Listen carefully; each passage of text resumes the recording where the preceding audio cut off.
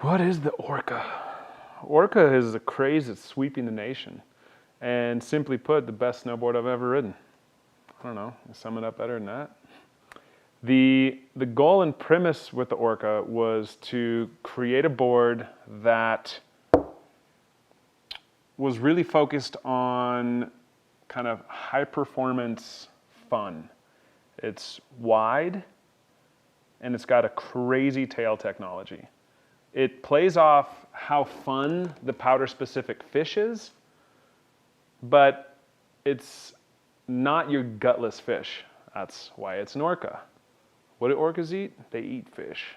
And with the whale tail technology, this beautiful little kicktail right here, and an incredible camber dive, we've basically amped it up. We've pimped out a fish, essentially.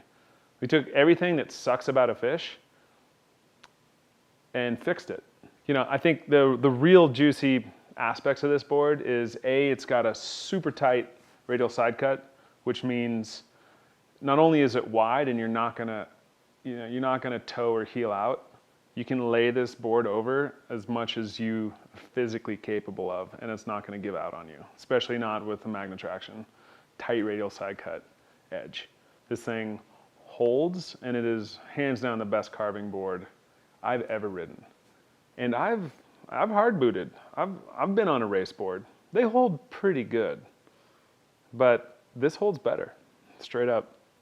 You know, again, it's everything that's beautiful about a fish, and you know, the last 20-year history of why fish are so prevalent in the market now.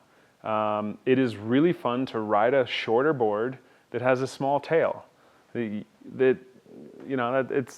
awesome. It's an incredible feeling. The problem is you know, the real genesis story of this is like, how do you find that same ease of, you know, riding soft snow, riding POW, and you know, having fun carving a wide board on resort, but get away from this kind of gutless, weak tail that you can't do anything with. You know, ollieing, or you know, powerful releases, or trying to gain speed down resort, or like, you know, pump a pump track for speed.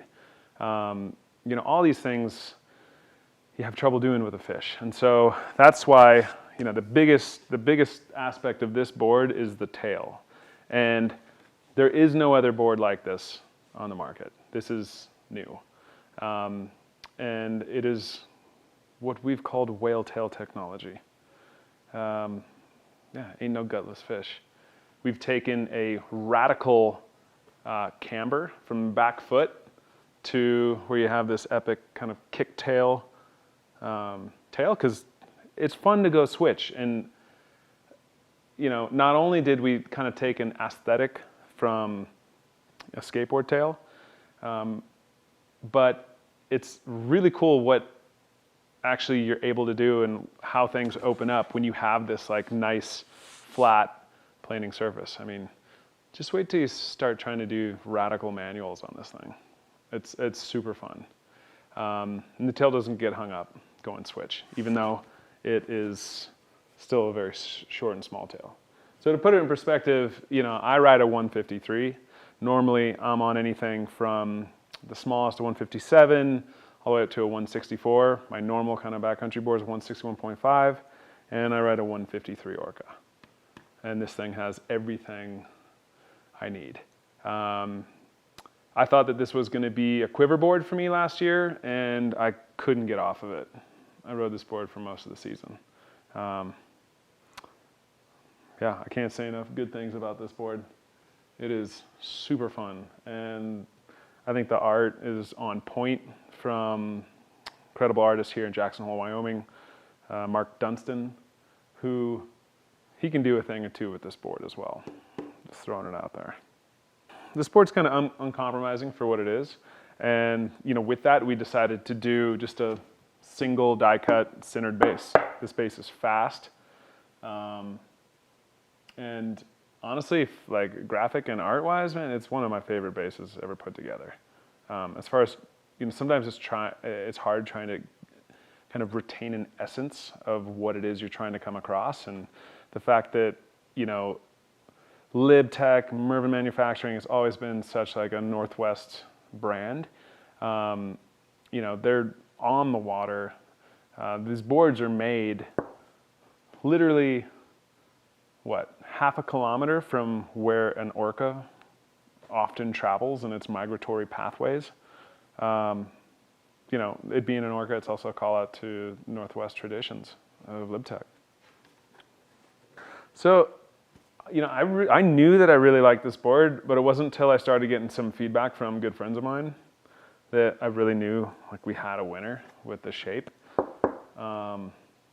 You know, a few good friends of mine, such as Jeff Pinciero, owner of Baldface, who just rides POW. That's his profession, just rides powder. He coined it as his favorite POW board of all time. Willie McMillan literally said he would give me his liver for this board. Granted, I don't know how much value is there because I think he's done a number on his liver. His band is actually called the Risky Livers. You know, a bunch of other people, just, you know, one thing I think we've got a lot of feedback, especially from doing demos last year, was, you know, this was a board that people didn't want to give back. You know, I thought this was going to be a great backcountry powder specific board, and, you know, the width, the ramped up tail, and the super tight radial side cut with magnet traction has turned this thing into my favorite resort carver. It's crazy how tight it turns you can pull off on this thing. And it's funny how it's, you know, for me, it's really changed the paradigm.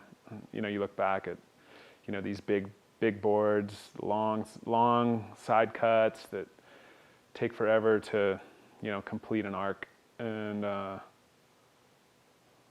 welcome to the future, man. You know, we originally made this board be a 153, first year, single size, and we had such good feedback. And the more we realized how much people enjoyed the snowboard, we kind of went back and rediscussed it, and we decided to put out 2 other sizes, which are coming out late this year. We got a 159 and 147. 147, wanting it to be a board that would kind of satisfy like a woman's division, some women's lib, if you will. And then for some of the, you know, smaller guys. And then 159 is both a board that, say, I, for example, at 5'11", roughly 190, would ride in extreme snow conditions, or, you know, anyone who's, you know, over 200, you know, 210, probably all the way up to like 250 pounds, up to like 6'4", 6'5", or if you're carrying a lot of weight on your back, 159 is going to be a ticket. But don't underestimate what a 153 packs. I'm telling you, I'm a big dude, and a 153 is all the board I need.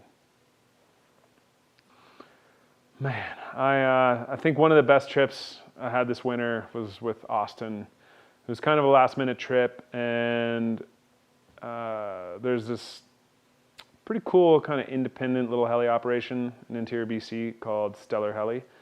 And we had a kind of inside line and going and checking out a little bit of their terrain. So I rang up Austin Sweeten, naturally, new teammate, all around, maybe greatest guy on the planet, I don't know. And we had amazing conditions, went to probably one of the greatest pillow zones I know of in all of the world. And we just porpoised, man. I had so much fun riding the Orca for those 3 or 4 days. The thing I find about with the Orca is I recover from things that I feel like otherwise I would never have recovered from. It's a board that's it's really hard to go down. It's super stable, and I find that I'm rarely, you know, applying extra back foot pressure. It's just a really balanced board. You know, it's got ample nose stiffness. the super powerful tail. Kind of brings a tear to my eye. How damn good this snowboard is, really. Can't wait for you to go check out Austin Sweeten's High Octane. And if that's not going to give you a little pre-winter chub, I don't know what is.